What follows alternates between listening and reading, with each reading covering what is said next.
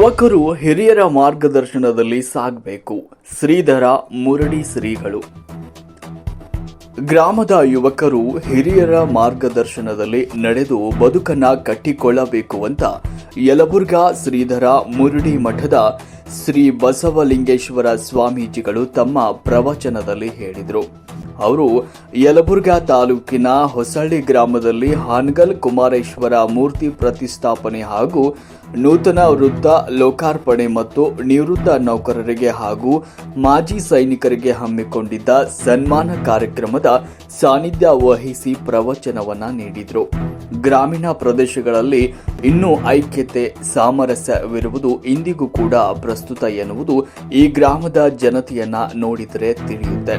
ಈ ಗ್ರಾಮದ ಜನತೆ ಪ್ರತಿ ವರ್ಷ ಶ್ರಾವಣ ಮಾಸದಲ್ಲಿ ವಿವಿಧ ಧಾರ್ಮಿಕ ಕಾರ್ಯಕ್ರಮಗಳನ್ನ ಪ್ರವಚನಗಳನ್ನ ನಡೆಸಿಕೊಂಡು ಹೋಗ್ತಾ ಇರೋದ್ರಿಂದ ಮುಂದಿನ ಪೀಳಿಗೆಯೂ ಸಹ ಧಾರ್ಮಿಕವಾಗಿ ನಡೆದುಕೊಳ್ಳಲು ಸಂದೇಶವನ್ನ ನೀಡಿದಂತಾಗ್ತಾ ಇದೆ ಅಂತ ಹೇಳಿದರು. ನಂತರ ಇಲ್ಕಲ್ ಗೂಡೂರಿನ ಪ್ರವಚನಕಾರರಾದ ಅನ್ನದಾನೇಶ್ವರ ಶಾಸ್ತ್ರಿಗಳು ಕೂಡ ಮಾತನಾಡಿದರು. ನಮ್ಮ ನಾಡಿನ ನೂರಾರು ಮಠ ಮಾನ್ಯಗಳು ಕೊಡುಗೆ ಅಪಾರವಾಗಿದೆ. ಅಕ್ಷರ ದಾಸೋಹದ ಜೊತೆಗೆ ಅನ್ನ ದಾಸೋಹವನ್ನ ನಡೆಸುತ್ತಾ ಸಾವಿರಾರು ಬಡ ವಿದ್ಯಾರ್ಥಿಗಳ ಬಾಳಿಗೆ ಬೆಳಕನ್ನ ನೀಡ್ತಾ ಇವೆ. ಅದರಂತೆ ಹಾನಗಲ್ಲ ಗುರು ಕುಮಾರೇಶ್ವರರು ನೂರಾರು ಸಾವಿರಾರು ಭಕ್ತಾದಿಗಳ ಪಾಲಿನ ಕಾಮಧೇನುವಾಗಿದ್ದು ಅಂತಹ ಗುರುಗಳ ಮೂರ್ತಿಯನ್ನ ಈ ಗ್ರಾಮದ ಜನತೆ ಪ್ರತಿಷ್ಠಾಪಿಸಿದ್ದು ತುಂಬಾ ಸಂತಸದ ವಿಷಯವಾಗಿದೆ ಎಂದರು.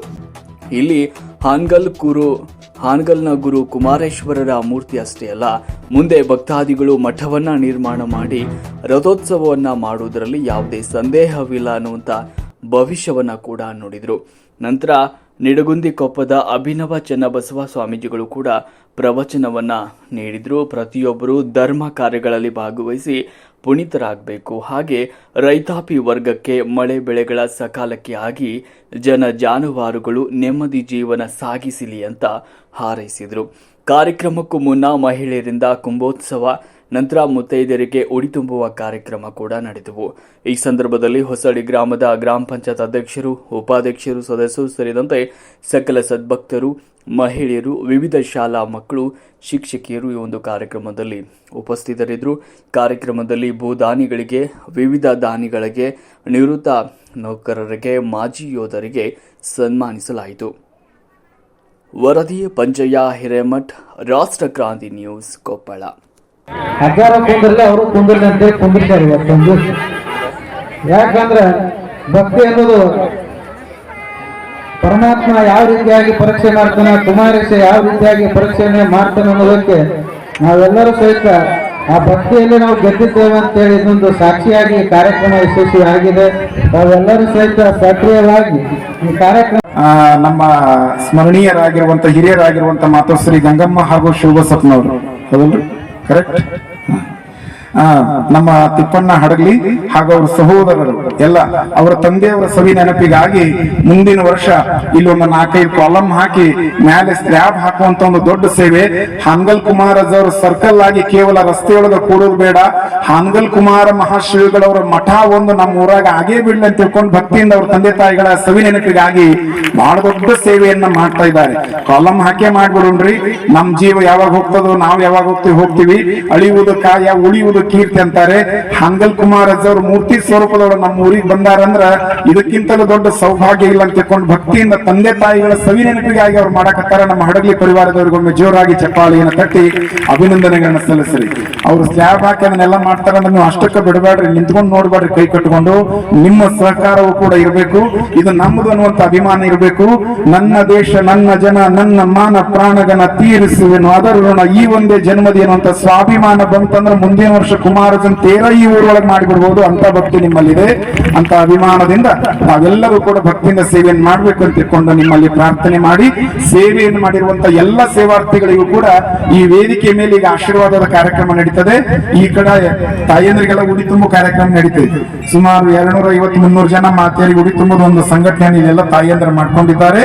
ಆ ಸಂಘಟನೆಯ ಕಾರ್ಯಕ್ರಮವೂ ಕೂಡ ಅಜ್ಜರ ಆಶೀರ್ವಾದದಿಂದ ನಡೀತದೆ. ಅದಾದ್ಮೇಲೆ ಗುರುಗಳ ಆಶೀರ್ವಚನ, ಆಮೇಲೆ ಪ್ರಸಾದದ ಕಾರ್ಯಕ್ರಮ ಕಾರ್ಯಕ್ರಮ ಇದೆ.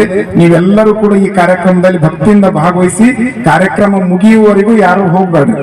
ಕಾರ್ಯಕ್ರಮ ಮುಗಿಯುವವರೆಗೂ ಯಾರು ಮಧ್ಯದೊಳಗೆ ಹೋಗ್ಬೇಡ್ರಿ. ಸಂಪೂರ್ಣವಾದ ಫಲ ಬೇಕಂದ್ರ ಗುರುಗಳ ಆಶೀರ್ವಚನ ಕೇಳ್ಕೊಂಡು ನೀವು ಹೋಗ್ರಿ ಅಂತ ತಿಳ್ಕೊಂಡು ನಿಮ್ಮಲ್ಲಿ ವಿನಂತಿ ಮಾಡ್ಕೊಂಡು ನಿಮ್ಮೆಲ್ಲರಿಗೂ ಕೂಡ ಹಾನಗಲ್ ಕುಮಾರ ಶ್ರೀಗಳವರ ಆಶೀರ್ವಾದ ಇರ್ಲಿ ಅಂತ ತಿಳ್ಕೊಂಡು ಪ್ರಾರ್ಥಿಸಿ ತಮ್ಮೆಲ್ಲರಿಗೂ ಶುಭವಾಗಲಿ. ಒಮ್ಮೆ ಜೋರಾಗಿ ಜಯಗಳು. ಅಯ್ಯನಗೌಡ ನಾಗನಗೌಡರವರು ಈ ಒಂದು ವೇದಿಕೆ ಮೇಲೆ ಆಗಮಿಸಿ ಪೂಜ್ಯರಿಂದ ಆಶೀರ್ವಾದವನ್ನ ಪಡೆಯಬೇಕೆಂದು ತಮ್ಮಲ್ಲಿ ಕೇಳಿಕೊಳ್ಳುತ್ತೇವೆ. ಬೇಗನೆ ಮುಂದಿನ ಸನ್ಮಾನಿತರು ವೇದಿಕೆಗೆ ಆಗಮಿಸಬೇಕೆಂದು ತಮ್ಮಲ್ಲಿ ಕೇಳಿಕೊಳ್ಳುತ್ತೇವೆ.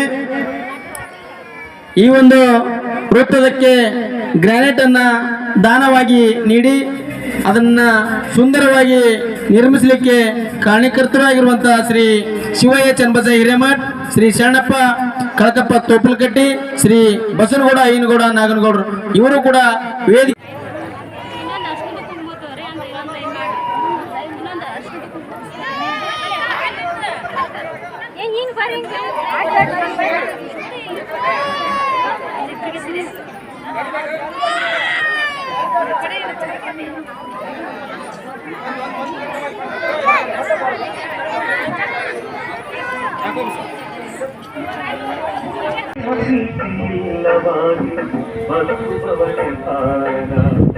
ಆಸೆ ಕನಸು